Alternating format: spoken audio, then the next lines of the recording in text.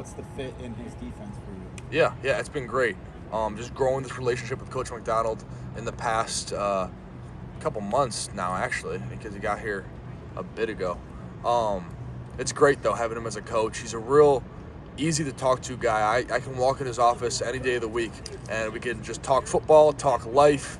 I was just in his office a couple days ago for like an hour and a half, just talking about God knows what.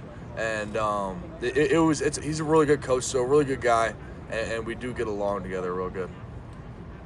What's the biggest maybe philosophical change you've noticed with his defense? I mean, I'm not asking you to compare him to Coach Brown. Right.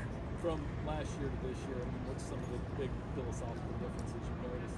Yeah, we were just shifting the culture, and with the defense he brought in, it really makes sense to me in terms of kind of the terms that he uses. Everything's pretty universal because a lot of that they use in the NFL, and it's obviously he came from the Ravens, so a lot of our principles and philosophies are of the Ravens. However, we do have differences, and obviously you got to adapt to the kind of players that you have, and that's what he's done here. Have you watched a lot more Baltimore film? Yeah. And how has that helped, or what have you noticed there? Yeah, we watch Baltimore film. I watch, a bunch of guys on the line of scrimmage: Judon, McPhee. They got absolute beasts on the Ravens, and it's watching to see them thrive in that defense, and I kind of get to visualize what I get to do. So.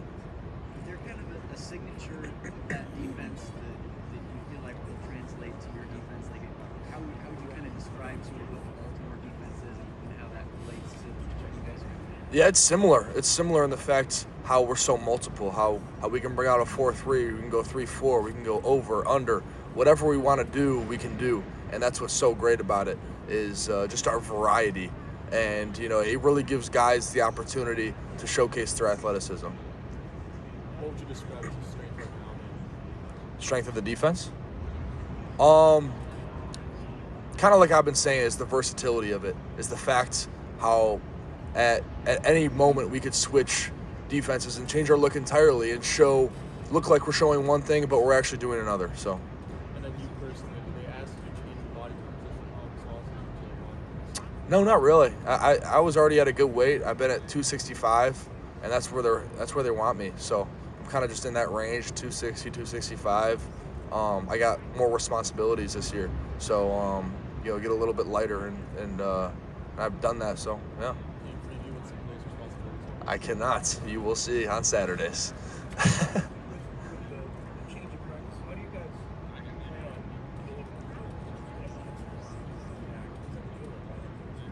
Oh, it's gonna be nice. It's gonna be nice. Camp gets pretty aggressive on your body. You get in the middle of camp, and mentally, physically, you're a bit exhausted, and that's just how it is. So, with this new rule, obviously, it's what is it, 8 or something, or I don't even know. But obviously, when you're in shells, you're still going full go in college football. Like, you're rolling. So, you will feel the difference a little bit, but not as much as people are thinking, in my opinion, because, at Michigan, when we got only shells on, we're rolling,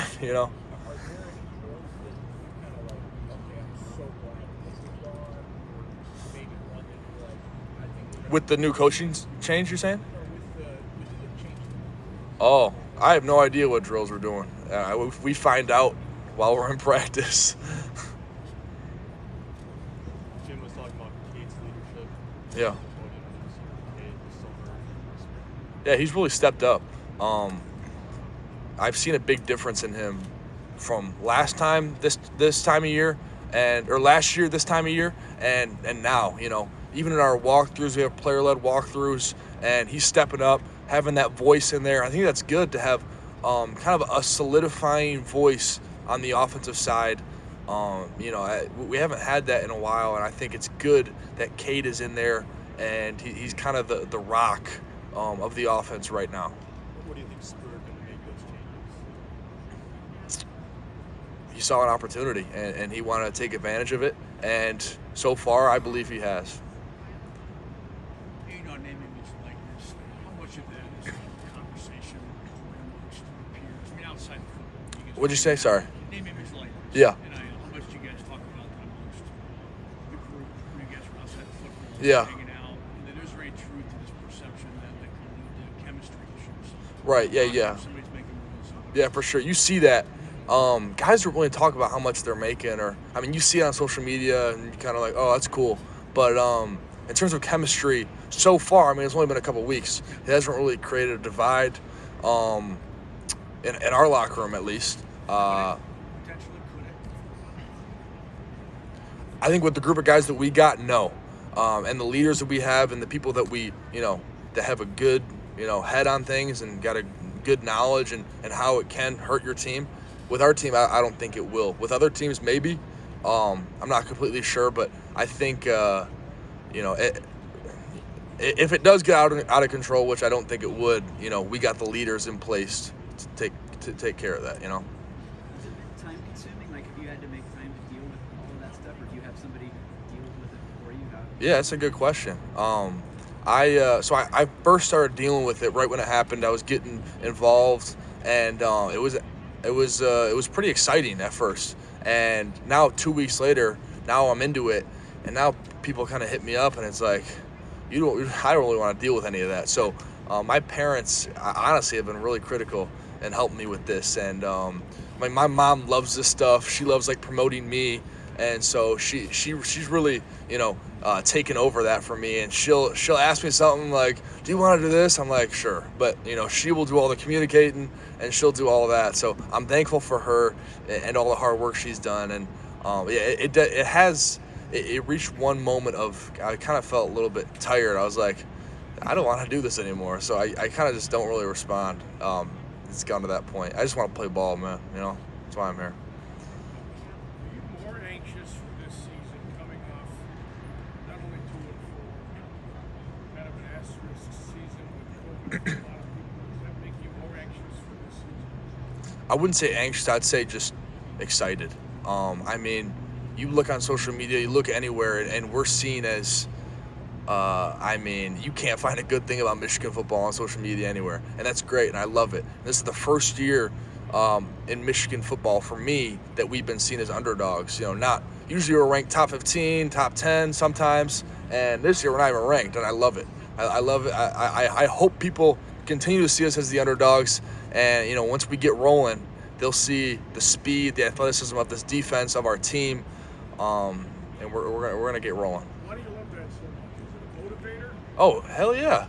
I love being seen as the underdog because, one, you have no expectations. Usually, Michigan football is the biggest expectations because, we got the richest history, most wins, all that stuff. And usually we're seen as, contenders or whatever. And now we're going into this year and people think we're about to win 6 games. And I eat that up. So, yeah, well, I can't wait to put on a show. That's all. Coach Jim Harbaugh takes a lot of hits from a lot of people. Yeah. What do you understand as a player about him that maybe you regret? Yeah, I kind of take some of his principles because he has such an attitude where he just doesn't care what people think about him, what people think about our team. And, I'll see stuff on social media, and I'm a victim sometimes of looking at stuff that I shouldn't. And I think he's such a rock in the sense that, he doesn't let any of that stuff affect him. So that's what I kind of see in him that I implement in myself. So. We don't know the protocols for Playhouse yet, but on the possibility that you'll play with maybe even full attendance, how excited are you for that? We're playing in full attendance, and I am fired up. I can't wait to see 110 screaming on September 4th. 110,000, sorry, not 110. Does it fire you up to hear Harbaugh go out there and say that we're going to get to the top of the Big Ten mountain or we're going to die trying? That's the mentality right there. I mean, I've invested so much of my energy, mental energy, physical energy into giving this all I got. And I'm back from my last ride here. And when I tell you I have given everything from in spring ball, coaching guys up, working out in summer conditioning, winter conditioning, rehabbing this ankle. I mean, I've done everything from my body, what I put in it, to ensure that we have success this season. And I'm willing to die for this. I swear. Like, I want it more than anyone. I promise you that. Aidan, specifically regarding Ohio State, obviously, last couple games didn't go too well. You didn't get to play last year. Like, how much motivation does that give you going into a senior year of knowing this is my last chance? Oh yeah, I mean I'm 0-2 against Ohio State, and we didn't play them last year, so it's going to be 2 years. We're going to play them in November, and obviously we prepare for Ohio State every single day in the weight room, in the walkthroughs. Every day we got one thing on our mind, and that's Ohio State, and what are we going to do to beat them? And when you're working out, when you're grinding out that last rep, when you think you can't go anymore, all I think of is 2019, sitting on that bench, being down 2 touchdowns and not being able to do a damn thing about it. So, and then that allows me to do 2-3 more reps, something that I think I wasn't even capable of. So, having Ohio State there in the back of my mind every day is something that drives me. I believe you visited Ohio State as a recruit in high school. What do you remember about that? I don't even know. That was a long time ago, and that was old Aidan. You know, I don't know. Yeah, that was a long time ago. How has your perspective on Ohio State maybe changed from when you were in high school to where you are now? Obviously, I've known about this rivalry my whole life, growing up a Michigan football fan, but playing in it and feeling it, it's a little different. You know, you have a different appreciation for that rivalry, and it definitely makes things more intense. You know, playing in it, it's just different. Aidan, a little off the wall question. If you could be represented by any brand or sign a name, image, and likeness deal with any brand you choose, which one would it be and why? I would choose Vans. I love Vans. I DM'd them, tried to get something going, but they didn't respond. But that's all right. That's all right. Hopefully for the future, we can get something going. But I love Vans. I wear them all the time. So that'd be the one brand that I like to. If it doesn't work out with them, do you have a backup plan? I don't know. I haven't thought about that much. But that's the one brand that hasn't.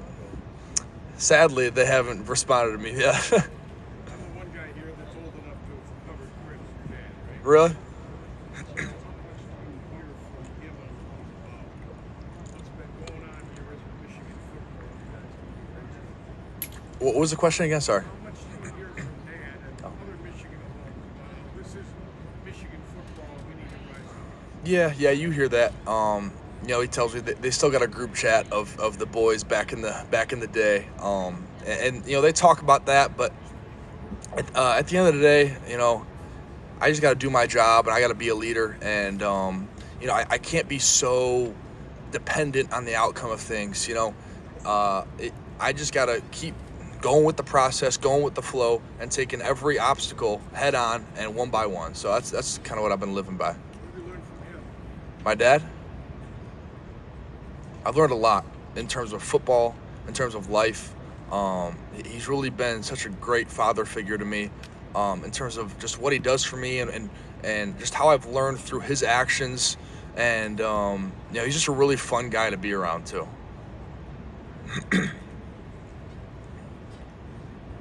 Back to NIL real quick. Is Yeah. there a favorite thing you've done in the last few weeks? I mean, some say the biggest thing you've done is promote the Wolverine magazine. Yeah, I done that. Probably the most groundbreaking one was the shirt jersey that I put on the player's trunk, because that was right when the NIL opened up, and it was pretty monumental because I think it was the first one in college football, as far as I'm concerned. So that was pretty monumental for me, and that's something I'll probably never forget. What do you and your teammates think about the idea? And I'm sorry if you've been asked this about college football playoff expanding. You know, it's not going to affect you, but you're because by the time it's in Right. place, you'll be gone. But the idea of college football players possibly playing 16 or 17 games and having 12 teams in the field. I think it'd be cool, to be honest with you, because I think, you know, you always got that top 4, and 5 and 6 are always getting snubbed, but those teams are super talented teams. So whatever that expansion may be, whether it's 8, 12, I don't even know. I just think there should be, just because a lot of talented teams are getting snubbed, and obviously you can talk about, the number 13 team in the country getting snubbed. But I mean, you're stretching a little bit right there. So I think it would be good for the college football, creating revenue. Obviously, college football players are going to have to play more games, but I mean, you go to the NFL, you're going to be playing 17 regular season games now. So because they increased it, so I think it'd be a cool thing. Get more film out there for the NFL, so everything like that. And you're a Michigan guy. How special is that? I mean, you're playing at home, Michigan family. Yeah. You're playing in your state. You're here representing Michigan. Yep. What about this day to you is just so cool to think, man, I'm here representing my state, my university, my family. Yeah, it's crazy.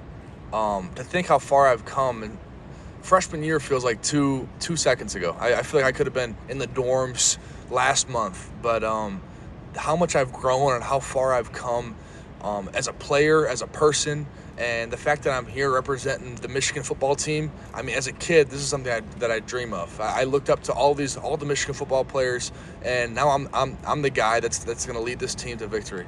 And it's super weird to look back and think about how far I've come. Thank you very much. Yeah. Aidan, Michigan's coming in under the radar a little bit this year. Josh was talking